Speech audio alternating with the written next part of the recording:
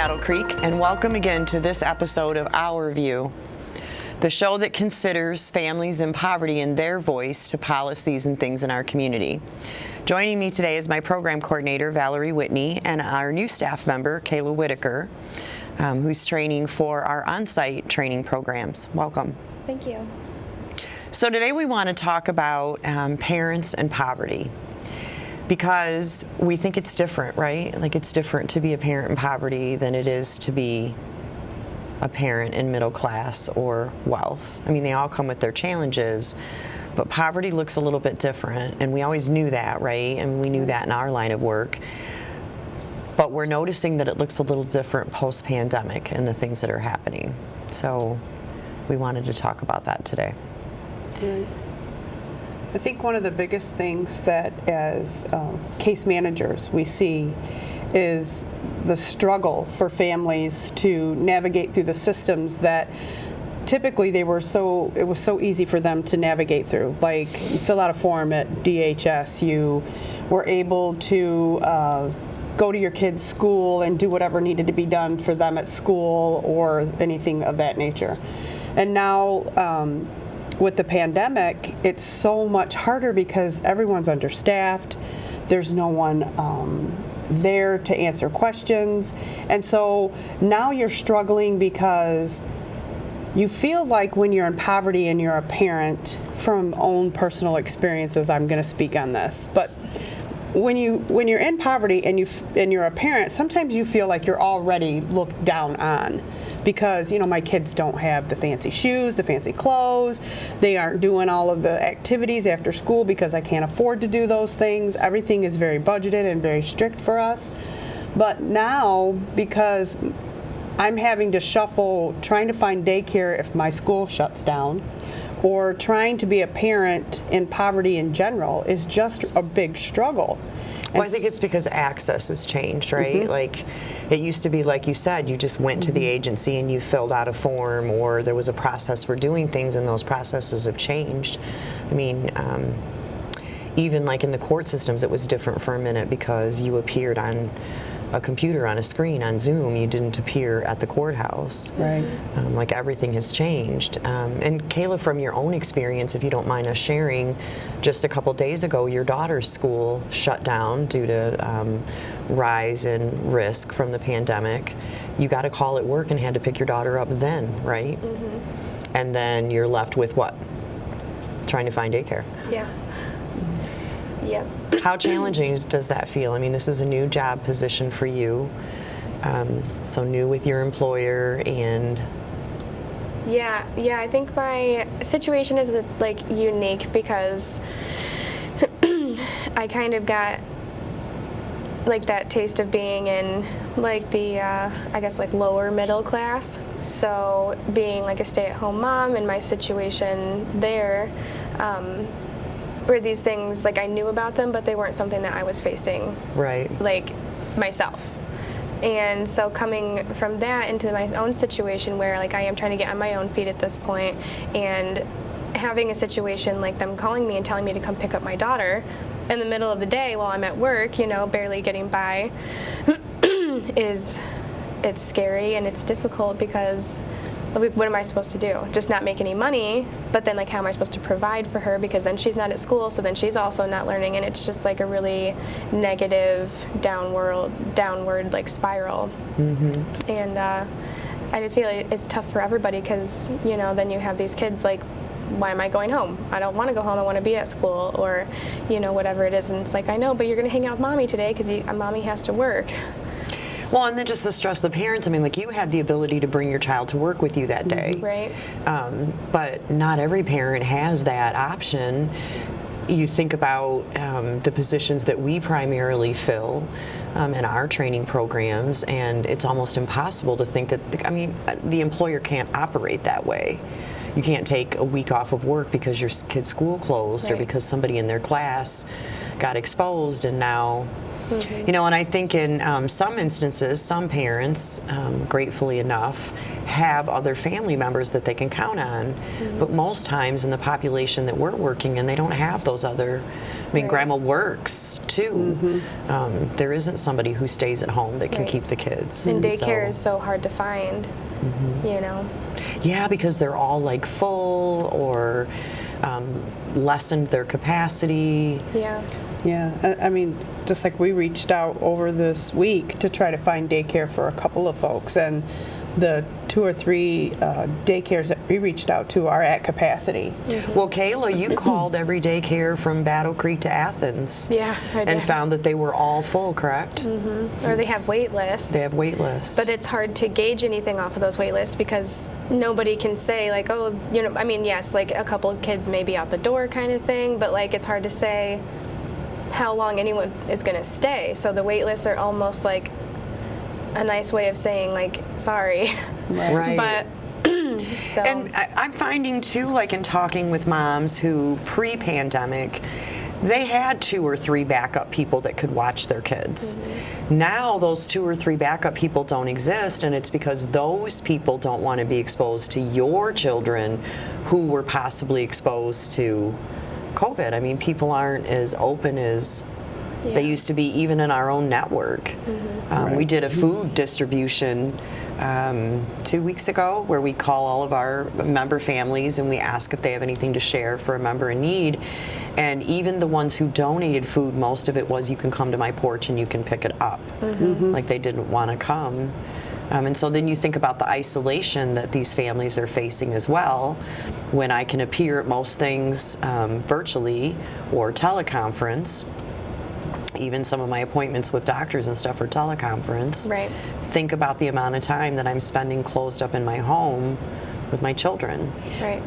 And while that is a barrier for some folks, you know, transportation, daycare, being able to appear via Zoom or teleconference or whatever they're doing now, for some folks that could be a positive thing. But on the flip side of that, the emotional and the mental part of that we're going to look at, you know, personally myself, I wonder how is that going to affect the youth that are coming up now they're not getting the socialization from school that we got 2 years ago. You know, you went to kindergarten to learn to socialize and to learn to get along well with others. Yeah. And now, if the only people you're seeing are mom, dad, and your siblings all the time, how is that going to affect those children moving forward as they become Emotionally and their socialization, right? you're And how is right. that going to affect them as they move through grade school and through middle and high Right. school? You know, what type of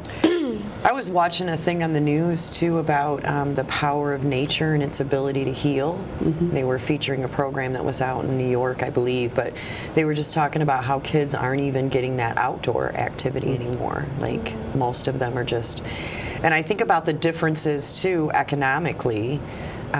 You know, like with transportation, when transportation was an issue in the beginning, colleagues that I worked with had no issues with being able to get their kids to school if there wasn't a bus provided. Right. Our families, not so lucky, most of them don't have transportation. Right. They rely on the bus transportation.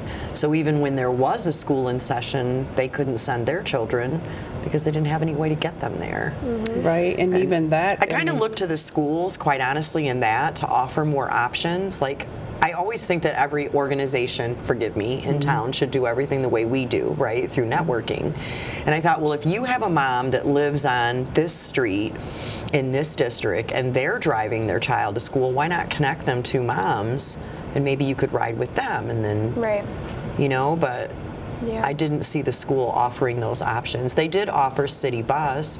Like in one of the cases, Samantha, she had a newborn baby. So you're asking this mom to go out in the morning before it's even light outside, load her newborn baby onto a bus, ride it from Capitol Avenue near downtown, all the way out to a school in Urbandale, and then get back on the bus with that newborn and ride it all the way back every day, and do that then- twice a day right. for drop off and pickup. and what's the wait time, you know? And as cold as it's been recently, now you're asking her to have her newborn child out in the elements as well as her own child.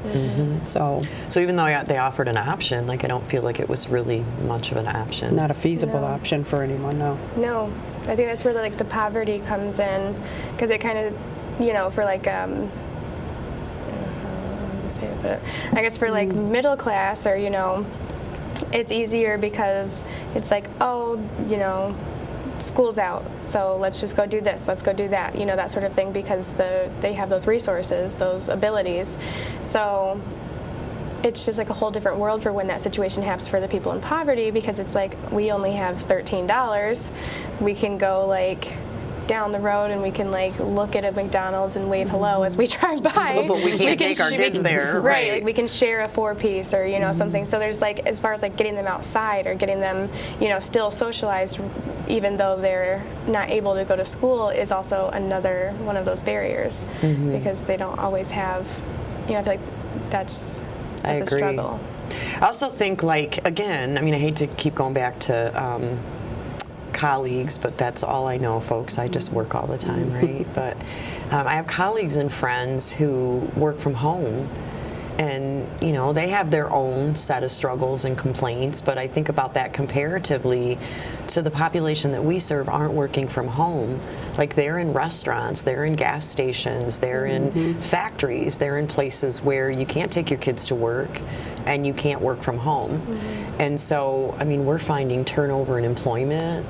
Most employers, I think, locally in Battle Creek are being kind of understanding about it because they're aware, but then they also have their own, measures and needs to meet, and so we've had turnover in employment and training positions as well, because they just, like, well, Ashley, that you were just training on the front desk, had to take 2 weeks off because their children were exposed to COVID. So 2 weeks without income, 2 weeks staying home with my children, and not knowing if I'm going to have a training position to return to. And then that it's pretty just stressful. Creates a snowball effect, because I haven't worked for 2 weeks and I'm already living on a very strict budget, so now I've lost my income for 2 weeks. How am I going to pay my bills?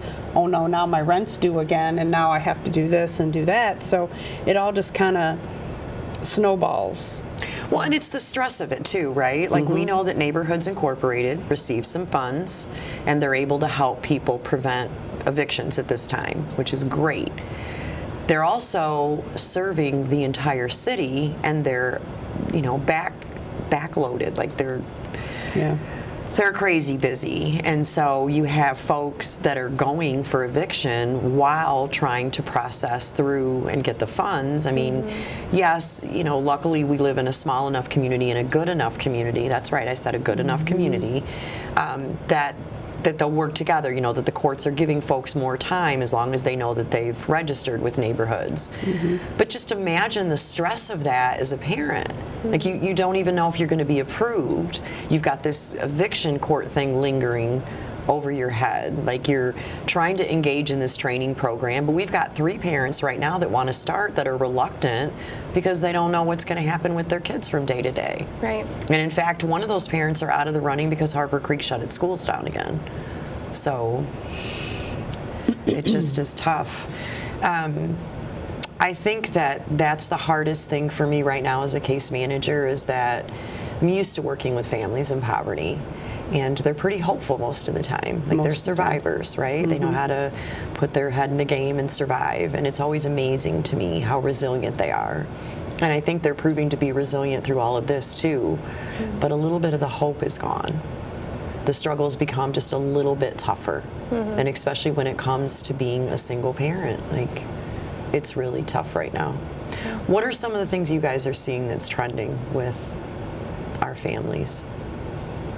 So a lot of it, I think, boils down to the same barriers that they've always had, but they've just got a larger layer added to it, like transportation. Our families are scared to take public transportation. They don't want to take their children on the bus, right, because of the exposure. And then the schools are so diligent now with what's going on. You have to wear a mask, you have to do this, you have to do that. Penfield just passed overwhelmingly that if you're in the building during school hours, you have to be masked up. So, I mean, they're taking steps to protect and try to stop the spread. But then in the same area, some of our other partners, their organizations have tried from their standpoint not to have the vaccine mandated. And they are being mandated now. And so, like, I talked to a colleague yesterday, and she said that's going to have a very large effect on our teachers and our staff and our paraprofessionals. A lot of folks don't want to do the vaccine, so they're losing their positions. So now we have a shortage of teachers, paraprofessionals in the school systems, healthcare workers, etc. And so now what's going to happen? You know, if you do get sick or you can go to school, who's going to teach you? So that's another reason things are being shut down again. I think it's interesting to me too that so we serve about 375 families right now on our network across the community. And what you hear from them is that they don't want to get the vaccine because they're fearful of the vaccine and things around it, but yet they're equally fearful of COVID and the pandemic.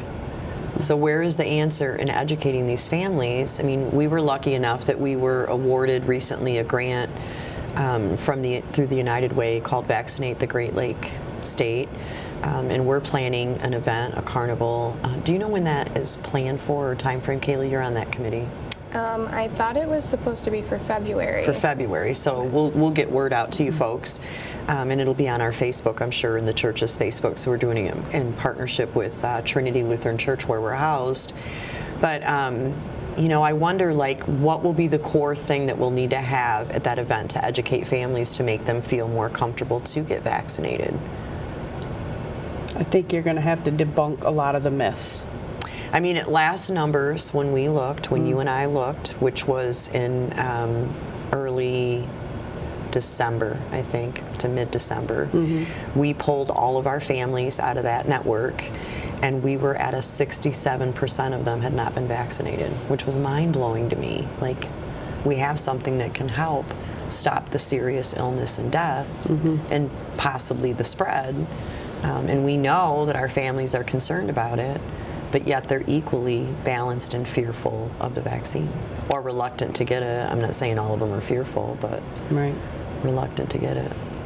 I feel like, Go ahead. I feel like it's tough equally for both sides, whether, you know, you're somebody who wants it, has it, got it, doesn't want it, doesn't, you know.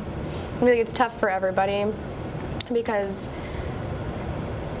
yes, like, it could help, you know, keep you safe or, you know, make the symptoms lesser. But at the same time, I guess, like, I don't know how much easier it will still make all of the issues that the people in poverty will face on a day-to-day basis.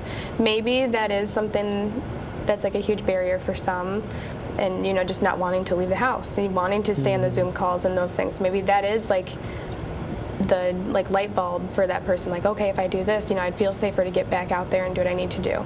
But I guess, like, my thinking is, like, even though I get this, you know, the school will still shut down because somebody got it. Even though I have this is still the way it is. Even though I'm vaccinated, even though I had my child vaccinated, there's still a chance that I'm going to have a closed school. Like, it's not going to correct all those things. And that's something that a lot of our parents are worried about too. Like, they aren't vaccinated, so they're not going to have their children vaccinated, and then they want to know how that's going to affect their children long term. Absolutely. I was talking with a mother the other day during intake, and she had been vaccinated, first and second vaccine and her booster, and had 4 children at various ages, 3 of which were eligible to be vaccinated, and she hadn't vaccinated any of them. And I asked her, and she really thought that the fear of what this vaccine might do to her children 5 or 10 years down the road gave her more anxiety than the fear that they could catch COVID, and that in everything that she had heard, it wouldn't be that tragic if they did catch it. You know, that they would be able to survive it. And she just weighed that out with the risk of how do we really know. Right. So I thought that was interesting too, that she was brave enough to, you know, engage in the vaccine for herself, but not for her kids. And I understood it. And I think a lot of it too is social media plays a large part. Oh my gosh, yeah.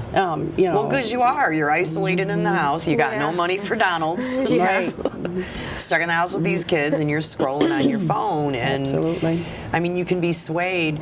My son told me, if you want to get online and find out that butter is good, simply Google "is butter good?" and you'll find a ton of articles that'll tell you all the benefits of butter. If you want to believe that butter is bad, get on there and Google "is butter bad?" and you will find just as many articles to say that butter's bad. Like, Right.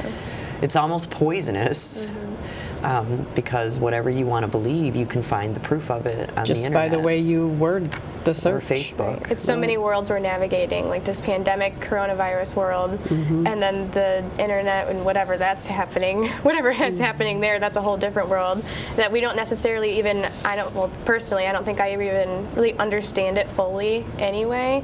So then, like, just getting on there as a user and not knowing exactly what I'm doing or how to conduct actual, like, thorough research, like, it can be poisonous, so you, like, never know. And then you have, like, the actual world, and that's messy too. And I feel like it's really, really, it's hard for everybody, but the poverty definitely makes it a lot worse. I think so, because too. you're also thinking about paper towels and toilet paper and your kid being in school. Yeah, and like when that was happening, everybody was rushing to the store to Oh, my stock up, and we had goodness. families was like, I'm lucky to afford 4 rolls of toilet paper, let alone buy 12 to stock up. Like, and then when they would get there would be nothing, of course. Right. I think it's interesting too that we built and based a lot of our programming on Bridges Out of Poverty by Ruby Payne and Phil Duvall, and in that the concept is that the driving force behind poverty is relationships. That's what's most important. And it makes perfect sense because if you don't have enough money, having a friend that's a mechanic is very beneficial to you. Right. Or being friends with the person on the street that nobody messes with is beneficial to you because then no one will mess with you, right? So it all makes sense, but during the pandemic, a lot of those relationships went away and they're not so predominant again. You know, like you don't have those 2 or 3 people that can watch your kids too. And so I think that that's had a large impact. Even the relationships that you have outside of your peeps in your neighborhood, you know, people form relationships with us, people form relationships with other agencies, with their therapist at Summit Point, you know. There are a lot of relationships that have gotten pulled back because of this pandemic. Right. I mean, I had one of our older members who's single, doesn't have children, they live at home. She's lonely. And like what I hear her say is that she misses hugs. She misses contact. She misses being able to smile and see someone's smile. I mean, I've gotten pretty used to when I wear my mask at the grocery store, reading people's eyes, like, are they giving me a dirty look because I'm blocking the green pepper, or are they smiling at me to greet me? So I just think that all of that has made it very difficult too, you know, in relationships. I just think that sometimes when you don't live in poverty, you think of these struggles and what it means to you, and you feel them. Again, I'm not negating that no one's in the world isn't feeling these struggles right now, no matter what economic level they're at. Right. But you take for granted some of those resources that are just readily there for you to get through those things that don't exist for families in poverty. Like, does anybody know, last question, the food banks, because that's not my area of expertise, but you would know this, are they open and operating now, Yes. like all of them? And are people using them, or are they afraid to go? Do they make you keep 6 feet apart? So at last I heard the food bank of South Central Michigan was still doing their weekly distribution. But you just, like Grace Health, you just pull up in a car and they put it in your car, right? Yeah. And the same as if you're a walk-up? And I know the Lakeview Food Pantry is doing both. If you feel comfortable to come into the building, you can come in. Or you can drive Or through. you can drive through. And Post Franklin, our food bank, are they? They're open still. I know we've been sending food there, but I'm not quite sure how they are operating at this point, but. And then Firekeepers the Hub, they're open again. Okay. So. Not true for a minute, though. Right. Like this had to just recently, they all reopened again. I know there were some that were open that were just drive-through only, like the Food Bank of South Central Michigan was drive-through only. And I do know wanna- the schools are doing, if your children are on virtual learning, I know they're passing out food at lunchtime and that kind of thing for you now too. I do want to plug a friend organization, the Haven of Rest Ministries. Daniel and I are pretty good friends. Our organization is pretty good friends and connected. And I think that it's a true blessing because they don't have the capacity to serve every family. They just don't. Like, that's always been the case. But they're not turning any families away right now during this. And I think that's amazing. Like, they're at least offering warm shelter to them or whatever they can. They're not turning families away to be out there searching for a safe place to be during this pandemic. I think that's huge. I think that's huge too. So big shout out to the Haven of Rest Ministries. We're proud of you. And thank you for joining us again for this edition of Our View. We'll see you soon.